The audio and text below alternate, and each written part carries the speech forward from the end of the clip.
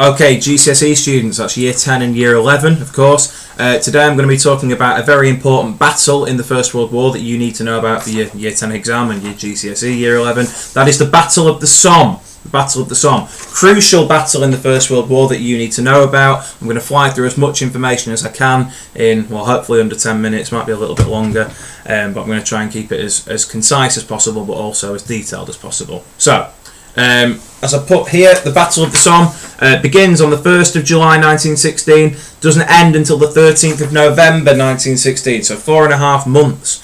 It was only stopped in the end because of the weather. Okay, the winter weather in France set in and made the ground far too muddy, so the battle had to be stopped. But going back to the beginnings, before the battle, why does it happen? Well, there are 3 reasons that we've looked at, 3 reasons why this battle happens in the first place. Number 1 is, if you'll remember, the French army are under tremendous pressure at a place called Verdun in France. Okay, they're battling the Germans and they're really struggling, they're under huge pressure, and the French basically turn to the British and say, we need you to kind of take some of the pressure off, give the Germans something else to worry about. Other than just us at Verdun, because the French army were in real trouble in Verdun, and there was every danger that the French army would collapse, and if they lost Verdun, who knows, the Germans could have pushed forward into Paris, and that would have been a huge disaster for the British and, more importantly, for the French. So that's number 1. We'll have the Battle of the Somme to try and take away some of the pressure further south from the French who are fighting at Verdun. We're going to fight further north and give the Germans, they'll have to direct a huge amount of troops to the Somme to take us on, to battle us.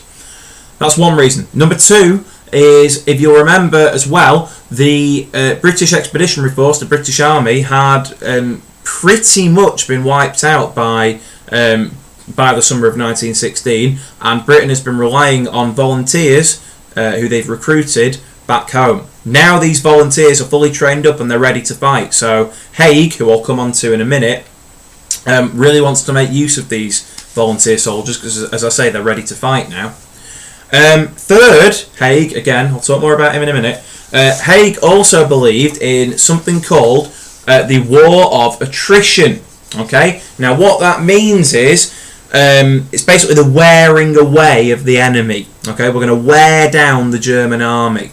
Okay, so we're going to try and take as many of their men as possible. Now, Britain have got reserves waiting back home in Britain. Germany haven't got any reserves waiting.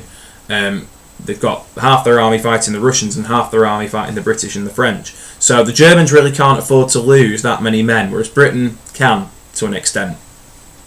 So again, the idea of attrition will wear away at the enemy. Okay, that's what attrition means. Those of you who do geography will probably know that attrition is the wearing away of ground in a geographical sense. In this case, it's the wearing away of men. So some statistics that you might need to know about. In the whole battle, 400,000 British soldiers are killed. 400,000 British soldiers, 200,000 French soldiers, so 600,000 overall on the British and French side, so huge numbers. 500,000 German soldiers are killed. Okay, so on the face of it, you look at that and you go, well, Germany lost fewer men, so Germany won. Well, maybe it was a tactical victory for them because they lost fewer men, but strategically, in long-term thinking, it's really a British victory because, as I said before, Germany can't afford to lose 500,000 men. They haven't got the reserves waiting that Britain have. Okay, so strategically speaking, it's actually a victory for the British, even though on the face of it, it really doesn't look like a victory, does it? 600,000 men dying, huge numbers that we can't even think of. 400,000 British, 600,000 if you include the French. Huge numbers that really you can't really imagine, huge numbers of people, but strategically, maybe it was a bit of a victory because Germany, as I say, couldn't afford to lose those men. Britain kind of could, even though it was a tragedy that all these men died. Now, all this, as I say, links back to the idea of a war of attrition. Okay, Haig's thinking, well, Germany can't afford to lose that many men, so we'll just wear away at them in this battle, regardless of the cost. That's the idea of a war of attrition. Now, Haig, so who's in charge of the Battle of the Somme, British general in charge of the battle, Haig, he has been criticised for this view. Okay, he's actually been given the nickname by many, the Butcher of the Somme. Not a butcher as in someone who chops up pork chops, A butcher, as in he's thinking of the soldiers as just pieces of meat. He's not thinking of them as people. You know, they are worthy sacrifices. Not really thinking of them as people. Some people would say, yeah, that's a fair criticism, because he did. He sent hundreds of thousands of men to their deaths, knowing they were going to die, and he sent them to their death. So on the one hand, yeah, maybe he is a butcher. But on the other side, maybe if you think about it, Germany, as I say, couldn't afford to lose that many men. So maybe actually his tactics were, albeit tragic, but worthwhile in the end, because, you know, this maybe sets up Germany in the future to lose the war, which, as we know, they did. Now, going to the first day of the battle. The first day of the Battle of the Somme, infamously in British history, is a disaster. 1st of July 1916 is a huge disaster in British history. There's no two ways about it. 60,000 British casualties on the first day. 60,000 casualties. Incredible numbers. Incredibly sad numbers. At least 20,000 were dead, killed. 40,000 were either wounded severely, so they couldn't fight anymore, captured, or missing in action. So they were never found. We don't know if they died, but they went missing and weren't found again. So probably died. Again, huge numbers, tragic numbers on the face of it. Now, looking at the tactics, because you may well get a question about the tactics. Haig had hoped that an artillery barrage, a week-long artillery barrage, would weaken the German trenches. And when I say week long, I mean a whole week. I mean 7 days and 7 nights. It was continuous pounding of artillery. Yeah, there was no kind of, wasn't, 9 to 5. It was all the time, literally kind of every few seconds was going on. The Germans described it as like a drum roll, okay, because it was just constant hammering and drumming. It did drive a lot of the German soldiers to suffer from madness, basically. Because, well, shell shock, I should say, that's the technical term, because they just couldn't take it. So a lot of them were scared by it.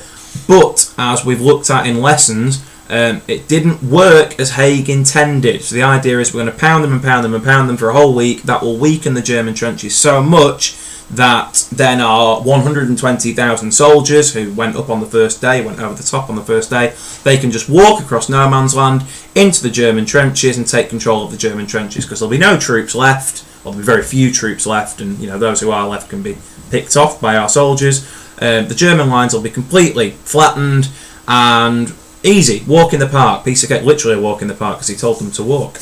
Didn't quite work out that way. Just building on the walking, the idea of the walking soldiers was that they were carrying a lot of heavy equipment. Now, Haig had given them a lot of heavy equipment to carry, saying that when you get there, because our artillery barrage will have been so destructive, the German trenches will have kind of collapsed in on themselves and you need to rebuild them. So soldiers took with them a lot of material and equipment to build trenches. So they had an awful lot of heavy equipment on, which meant that they couldn't really run. They could have tried it, but the idea was just walk. You won't need to run anyway, and you might not be able to run because you're carrying such heavy equipment. Now, as I say, the big problem with this plan of attack, with the tactics, was the artillery barrage. It didn't work for several reasons. The main reason being that the German trenches were very strong. Okay, they had dugouts that went quite far underground. Some of these dugouts and these trenches have been reinforced with cement. They were incredibly strong. They weren't just muddy holes in the ground.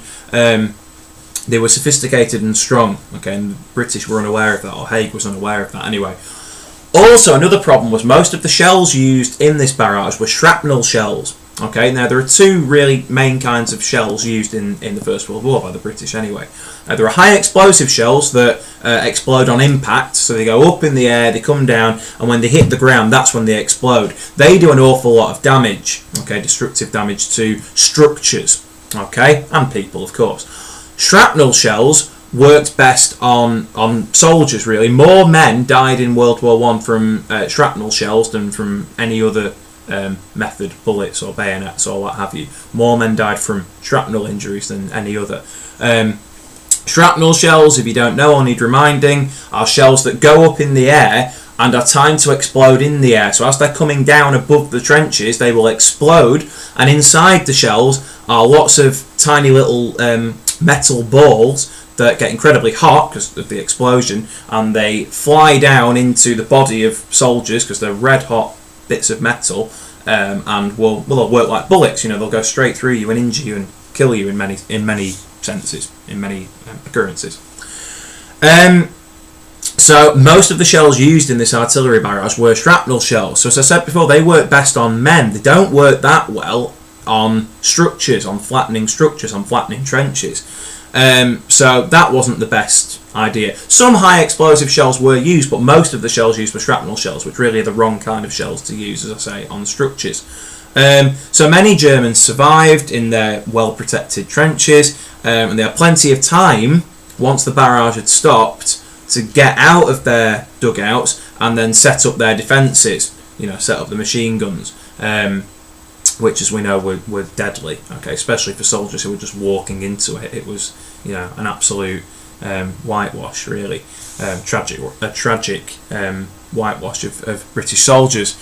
As well as this, the shrapnel shells hadn't been very good at cutting up the German barbed wire. So even those poor British soldiers who made it to the German trenches, who didn't get cut down by machine gun fire, once they got to the trenches, the barbed wire was still all in place and tangled up. So a lot of British soldiers got tangled up in the barbed wire or couldn't get through the barbed wire, which again made it quite easy for the German soldiers to just pick off the British and the French soldiers because they couldn't get through the barbed wire. So as I said before, 60,000 British casualties on the first day, and the battle continued well into November, until the 13th of November, using largely the same tactics all the way through.